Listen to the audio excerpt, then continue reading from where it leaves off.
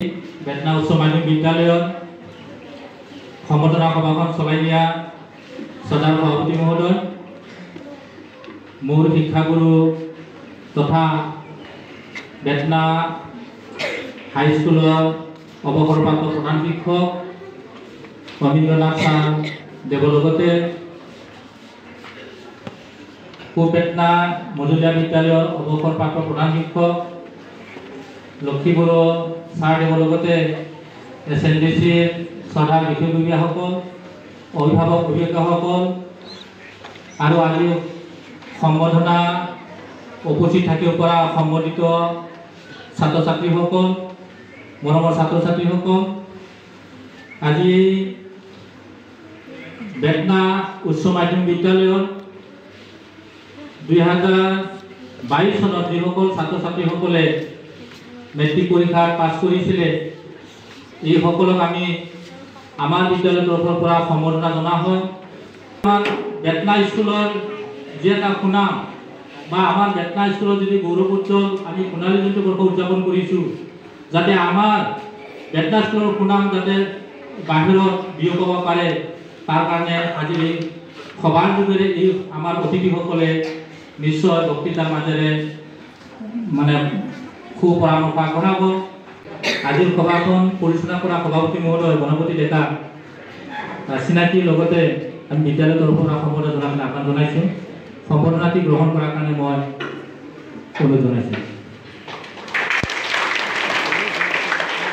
ইয়াৰ পিছত চিনাকি আৰু সম্বৰ্ধনা কৰিব বিচাৰিছোঁ আমাৰ বেতনা হাইস্কুলৰ অৱসৰপ্ৰাপ্ত প্ৰধান শিক্ষক তথা আমাৰ বেতনা উচ্চ মাধ্যমিক বিদ্যালয়ৰ পৰিচালনা আৰু উন্নয়ন সমিতিৰ উপদেষ্টা মোৰ শিক্ষাগুৰু অমীন্দ্ৰ ছাৰক মই চিনাকি দিয়াৰ কাৰণে আহ্বান জনাইছোঁ।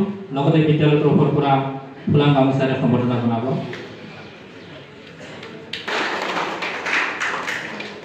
ইয়াৰ পিছত মই চিনাকি কৰিব বিচাৰিছোঁ বেতনা উচ্চ মাধ্যমিক বিদ্যালয়ৰ পৰিচালনা আৰু উন্নয়ন সমিতিৰ শুভাকাংক্ষী সদস্য তথা অৱসৰপ্ৰাপ্ত বেতনা মজলীয়া বিদ্যালয়ৰ প্ৰধান শিক্ষক লক্ষীবৰক মই চিনাকি দিয়াৰ লগতে সম্বৰ্ধনা জনাৰ কাৰণে মই আহ্বান জনাইছোঁ।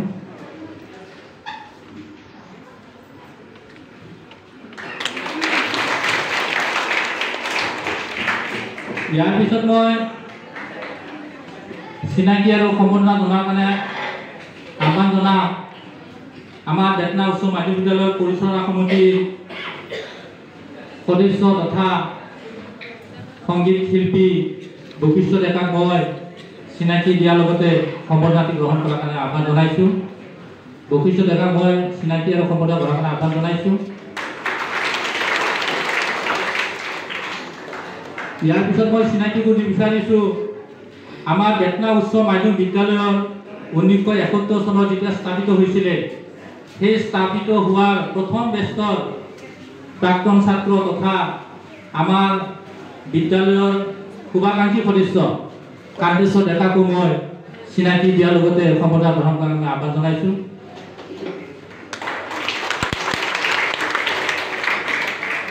এই বছৰ যিসকল ছাত্ৰ ছাত্ৰীয়ে HSC পৰীক্ষা পাছ কৰিলে তেওঁলোকক সম্বৰ্ধনা জনোৱা হ'ব।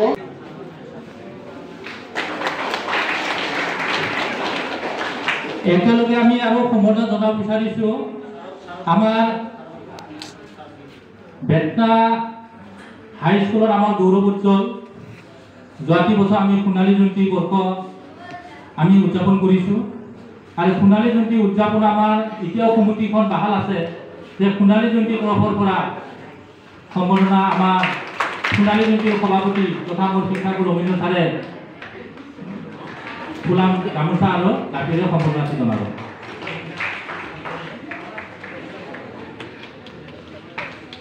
তাৰ লগতে আমাৰ সোণালী জয়ন্তী উদযাপন সমিতিৰ তৰফৰ পৰা আমাৰ উদযাপন সমিতিৰ সভাপতি অমীন্দ্ৰ ছাৰৰ পৰা গ্ৰহণ কৰাৰ কাৰণে আহ্বান জনাইছোঁ।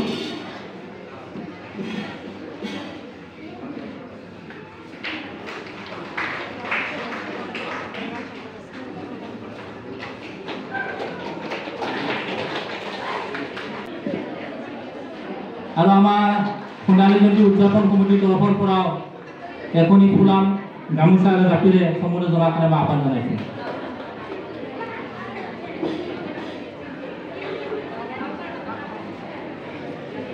বৰ্ণালী নাথ আহি পাইছেনে? ধনঞ্জয় মণ্ডল দুখনৰ লেটাৰ পাইছিলে, সমাজ বিজ্ঞান আৰু হিন্দীত লেটাৰ পাইছিলে। বৰ্ণালী নাথকো সম্বৰ্ধনা জনাৰ কাৰণে আহ্বান জনাইছোঁ। বৰ্ণালী নাথো প্ৰথম বিভাগত দুখন লেটাৰ পাইছিলে, অসমীয়া আৰু হিন্দীত। সভাপতি মহোদয়ে সম্বৰ্ধনা জনাব। আৰু সোণালী জয়ন্তীৰ তৰফৰ পৰা আমাৰ সভাপতি মোৰ শিক্ষাগুৰু অমীন্দ্ৰ ছাৰে এখনি ফুলাম জাপি আৰু গামোচাৰে সম্বৰ্ধনা জনাৰ কাৰণে মই আহ্বান জনাইছোঁ।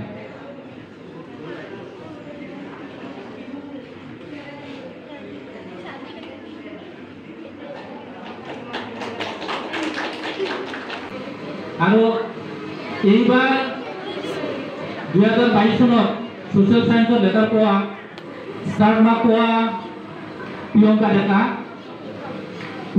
মই আহ্বান জনাইছোঁ। আৰু মোৰ এই সামান্য যিটো 1000 টকা এইটো গ্ৰহণ কৰাৰ কাৰণে মোৰ শিক্ষাগুৰু হাতত মই প্ৰদান কৰিছোঁ। শিক্ষাগুৰু অমীন্দ্ৰ ছাৰে এই 1000 টকাটো প্ৰদান কৰিব। 4খনত লেটাৰ লৈ এইবাৰ ষ্টাৰ মাৰ্ক পাইছে আৰু আশা ৰাখিছোঁ ভৱিষ্যতলৈ আৰু ভালদৰে সুনাম উজ্জ্বলাব। অতিকা ৰাজবংশী সম্বৰ্ধনাটি গ্ৰহণ কৰাৰ কাৰণে আহ্বান জনাইছোঁ। আমাৰ সভাপতি মহোদয়ে সম্বৰ্ধনা জনাব।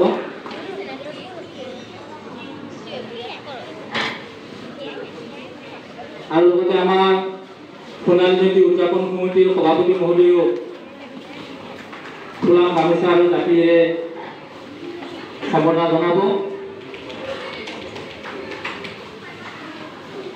আৰু মই যিটো কথা দিছিলোঁ, অৱশ্যে মোৰো কিছু স্বাৰ্থ আছিল। পঞ্চিকাৰ ঘৰলৈ গৈছিলোঁ যদিও মই গৈছিলোঁ লাষ্টত, কিন্তু মোৰ ভিতৰত লেটাৰ ৰাখিব লাগিব। আৰু আশা ৰাখিছোঁ আজিৰ এই সম্বৰ্ধনা সভাৰ যিখিনি আমি সম্বৰ্ধনা জনালোঁ এইখিনি সাৰোগত কৰি ভৱিষ্যত যাতে ইয়াতকৈ আৰু ভাল ৰিজাল্ট কৰে। যিসকল ছাত্ৰ ছাত্ৰীক সম্বৰ্ধনা জনোৱা হ'ল সেইসকল ছাত্ৰ ছাত্ৰীসকলৰ দুই আশাৰ আছে ইয়াত।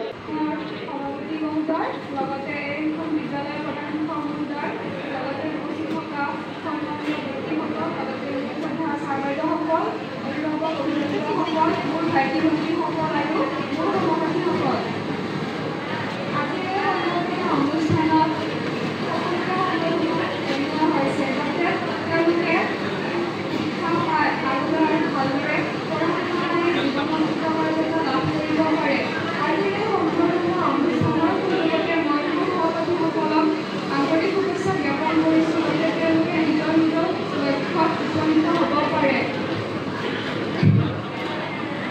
মন্ত্ৰীসকল সকলোকে মই শ্ৰদ্ধা জনাইছোঁ। প্ৰথম কথা, মই মোৰ ৰিজাল্টটোক লৈ বেছি ছেটিছফাই নহয়, কাৰণ ইয়াতকৈ মই বেছিকৈ বিচাৰিছিলোঁ। ক'বলগীয়া কথা বহুত আছিল, কিন্তু নকওঁ বুলি ভাবিছোঁ। কাৰণ তোমাৰ লগে লগে যি বিশেষ ব্যক্তিজনৰ কথা মই কওঁ বা সেই বিশেষ ব্যক্তিজনৰ কথা মই কওঁ বুলি ভাবিছিলোঁ, হয়তো ক'লে তেওঁলোক ভৱিষ্যতলৈ আশীৰ্বাদৰ ভিতৰতে অধিকাৰ দি যাব। আৰু যিটোৱে মোক মোৰ জীৱনটোত সেই অধ্যয়নৰ শ্ৰীটোৰ ওপৰত যোৱাৰ সলনি সদায় তলতে নামাৰিব। গতিকে নকওঁ বিশেষ কথা। বাকী তোমালোকলৈ বহুত শুভেচ্ছা থাকিল। কাৰণ কিয় জানানে, এই যিদিনা পৰীক্ষাৰ ৰিজাল্টটো দিয়া হয়, ৰিজাল্টটো যিদিনা দিব, যদি ভাল ফলাফল এটা পোৱা, সেই ফলাফলটো তোমাক নিজৰটোৰ আনন্দ লাগেই। যেতিয়া সেই ফলাফলটোত নিজৰ মা দেউতাজনৰ সুখী হয় নহয়, সেই সোৱাদটোৰ সোৱাদটোৰ মধুৰতাই বেলেগ হয়। সেইটো কথা ভাবিবা কিন্তু, কাৰণ ৰিজাল্টটো তুমি লগতহে হৈ যাবা। ইয়াতে ৰিজাল্ট দিয়াৰ দিনা তোমাৰ ছাৰ বাইদেউসকল যাব, তোমাৰ মা দেউতা সুখী হ'ব, তোমাৰ আত্মীয় স্বজন আহিব, তোমাক শুভেচ্ছা দিব। কিন্তু তাতকৈ ডাঙৰ কথা, তুমি সেই ৰিজাল্টটোক লৈ এখন ভাল কলেজত যাব পাৰিবা, যিটোৱে তোমাৰ জীৱনটো কেনেকৈ যাব, বেকাকৈ যাব নে চিধাকৈ যাব সেইটো দেখুৱাব। গতিকে সেইটো নিজৰ কথা। ভালকৈ পঢ়িছা, ভাল ফল পাইছা আৰু তোমাৰ জীৱনটো ভাল হৈছে। আৰু বেয়াকৈ পঢ়িছা, টাইম মেনেজ কৰা নাই, তো তোমাৰ জীৱনটো বেয়া ফালে যাব। আৰু সময়টো কেতিয়াও ঘূৰি নাহে তুমি ভাবিছা যদি মই এবাৰ ফেইল কৰিছোঁ বা আহাবাৰ ভালকৈ পঢ়ি কিনে ভালকৈ পাছ কৰিম ডিষ্টিংশ্যন পাম ষ্টেণ্ড কৰিম মিছা কথা কাৰণ এটা বছৰ অথলে যাব এইটো পৰীক্ষা দিয়া ইউনিট টেষ্ট হওক হাফ ইয়াৰলি হওক প্ৰি টেষ্ট হওক বা বেলেগ ক্লাছৰ কাৰণে ইউনিয়ন হওক পৰীক্ষাটো দিয়াৰ পিছত যেতিয়া বহীখিনি দিব যায় বা ৰিজাল্টটো দিব যায় মোক নালাগে মই ৰিজাল্ট নলওঁ মোৰ ৰিজাল্ট বেয়া হ'ব মা দেউতাই গালি পাৰিব ছাৰহঁতে মোক বেয়া বুলি ভাবিব সেইটো ভাবি ছাৰহঁতক প্ৰেছাৰ নিদিয়াকৈ নাথাকিবা কিয় জানানে মই প্ৰি টেষ্ট হাফ ইয়াৰলি অসমীয়া বহীখন ছাৰে জানে একো লেটাৰ কৰিছিলোঁ সেইখনত মই লেটাৰ কৰাটো বাদে পাছ কৰি নাযায় তাৰ মানে গেৰাণ্টি নাছিল ছেকেণ্ড কথা নেক্সটখনত প্ৰিছত ইমান বেয়া কৰিছিলোঁ হাফ ইয়াৰলিত ইমান বেয়া কৰিছিলোঁ হয়তো মেট্ৰিকত ফেইল কৰিলোঁ সেইখনতো পঢ়াটো নিজৰ ৰিজাল্টটো নিজৰ ৰিজাল্টটো ভাল কৰিছা তুমি ভাল হৈছা তোমাৰ জীৱনটো ধুনীয়াকৈ যাব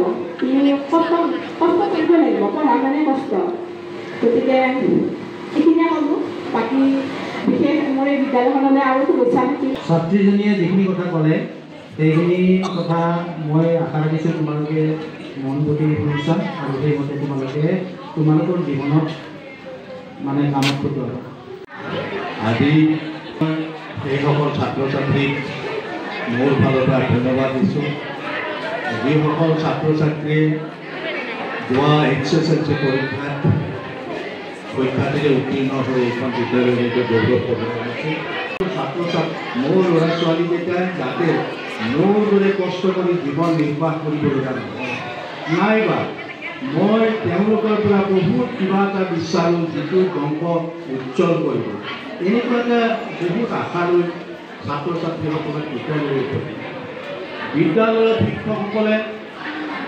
খুব আশাৰে তেওঁলোকক পাঠদান কৰে যাতে তেওঁলোকৰ মাধ্যমেদি বিদ্যালয়খনৰ গৌৰৱ অহাৰ লগতে তেওঁলোকো গৌৰৱান্বিত হ'ব পাৰে সমাজখনে আশা কৰে কিছু সৃষ্টি হয় এইখন বিদ্যালয়ৰ পৰা মানৱ আৱৰ্জনা যাতে নহয় মানৱ সম্পদ সৃষ্টি হয় এই গোটেইবিলাকৰ এটা মহান আশা সন্নিৱিষ্ট হৈ থাকে ছাত্ৰ ছাত্ৰীসকলৰ পৰীক্ষা ফলাফলৰ ওপৰত HSLC পাছ কৰিছে অহা কাইলৈ HSS দিব লাগিব এনেকুৱা নহয় যে আজি যিজন ল'ৰাই ষ্টাৰ পাইছে আজি যিজন ল'ৰাই ডিষ্টিংশ্যন পাইছে HSLCত ডিষ্টিংশ্যন পাব বা ষ্টেণ্ড কৰিব এইটো সম্পূৰ্ণৰূপে আশা কৰিব নোৱাৰি প্ৰত্যেকৰ ক্ষেত্ৰত তাৰ মাজত ব্যতিক্ৰম আছে যেনে এইবাৰ হায়াৰ ছেকেণ্ডাৰী পৰীক্ষাত যিজনে ফাৰ্ষ্ট হৈছিল তেওঁ HSLCতো ফাৰ্ষ্ট হৈছিল ধৃতিৰাজ কলিতা তেওঁ যিখিনি বক্তব্য দিছিল যদি কোনোবাই টিভিত চাইছে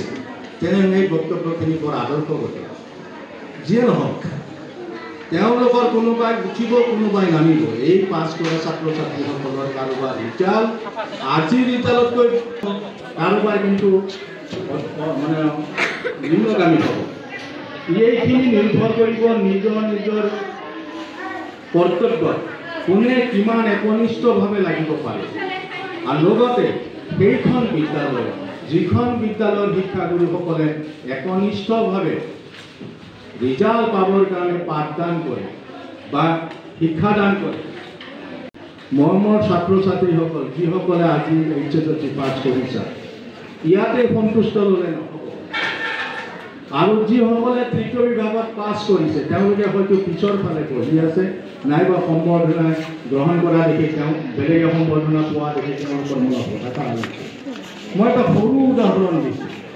মঙলদৈ কলেজ এডুকেশ্যনৰ এজন অতি মেধাসম্পন্ন শিক্ষক হৰিশ ডেকা বৰোদা হাইস্কুলৰ প্ৰতিষ্ঠাপক প্ৰধান শিক্ষকৰ কনিষ্ঠ ল'ৰা তেওঁ মেট্ৰিকত ছাপ্লিমেণ্টাৰী পাইছে আৰু গুৱাহাটীত তেতিয়াতো এইবিলাক কলেজ নাছিল গুৱাহাটীত পঢ়িবলৈ তেওঁৰ কাৰণে এখন কলেজ ইমান সুন্দৰ ৰিজাল্ট কৰি দিলে যাৰ ফলত তেওঁ আৰু মৰিবৰ দিনা তেওঁ হেৰাল আমাৰ মাজত তেওঁ এনেকুৱা এজন শিক্ষক আছিল যে তেওঁ গোটেই মঙলদৈ চহৰত বা তেওঁৰ যিসকল ছাত্ৰ ছাত্ৰী আছিল আটাইবিলাকে তেওঁক সশ্ৰদ্ধাৰে স্মৰণ কৰিছিল যে এজন শিক্ষক আছিল মই ছাত্ৰ ছাত্ৰী এইসকল ছাত্ৰ ছাত্ৰীকো ক'ব বিচাৰিছোঁ যিসকল ছাত্ৰ ছাত্ৰীয়ে মাৰ্ক মানে লাভ কৰিব পৰা নাই কম মাৰ্কেদি পাছ কৰিছে তেওঁলোককো মই হতাশ হ'বলৈ পোৱা নাই এইকাৰণে এটা পৰীক্ষাত যিকোনো কাৰণত কোনোবা এজন ছাত্ৰ ছাত্ৰীৰ নম্বৰ কমি যায় নাইবা কোনোবা এজন ছাত্ৰ ছাত্ৰীৰ নম্বৰ বাঢ়ি যায়। সাধাৰণ হিচাপে মই এটা উদাহৰণ দিব খোজোঁ, পৰীক্ষাৰ নম্বৰে যথেষ্টখিনি নহয়, কেতিয়াও সন্তুষ্টি ল'ব নোৱাৰে।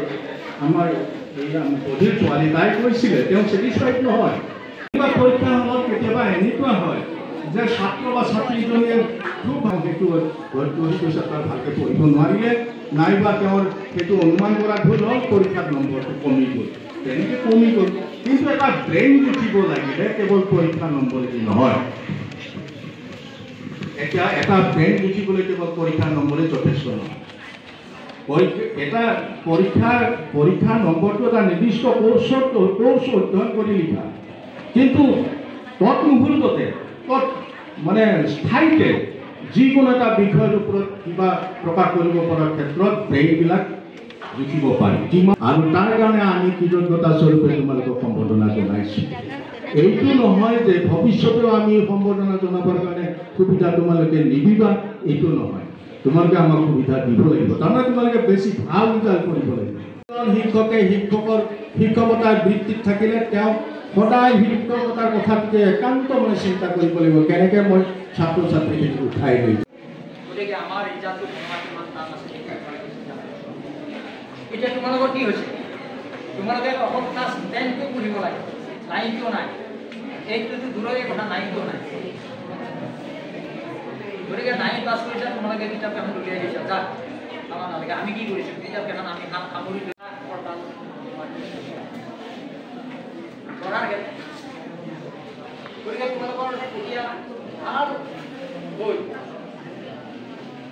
ৰিজাল্ট এটা কৰাৰ তোমালোকৰ বহুত সুবিধা আছে, কাৰণ অলপ পঢ়িলে তোমালোকে ভাল এটা ৰিজাল্ট কৰিব পাৰা। আৰু তোমালোকে এইটো কথা মনত ৰাখিবা যে চাৰ্টিফিকেট ভাল হ'লেই, মাৰ্কশ্বিটখন ভাল হ'লেই এইটো হয় কিবা এটা হৈ গ'লো। এটা উদাহৰণ আছে, এইটো হৈছে উত্তৰ প্ৰদেশ বা ইউ পিৰ এজন ছাত্ৰ, যিও 3rd ডিভিজন পাইছে মেট্ৰিকত। 3rd ডিভিজন পাই UPSC পৰীক্ষা দি আৰু UPSC তাৰমানে কি একাগ্ৰতা আছে, মনৰ বল আছে। গতিকে তুমিও তোমালোকেও তেনেকৈ মনৰ বল লৈ পেলাই তোমালোকে আগবাঢ়ি